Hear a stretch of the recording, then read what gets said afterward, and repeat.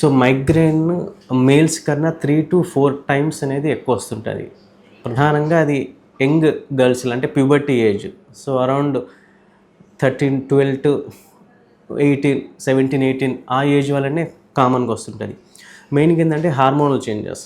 So ప్రధానంగా oestrogen అనే hormone కొన్ని కొన్ని అంటే మెన్స్ట్రువల్ సైకిల్ అనుకోండి, తర్వాత ప్రెగ్నెన్సీ పోస్ట్ ప్యూబర్టల్ అనుకోండి, పోస్ట్ మెనోపాజల్ అనుకోండి, అంటే ప్రీ మెనోపాజల్. ఓకే. సో అట్లా ఈస్ట్రోజన్ లెవెల్స్ అనేది అబ్నార్మల్ అవుతుంటుంది.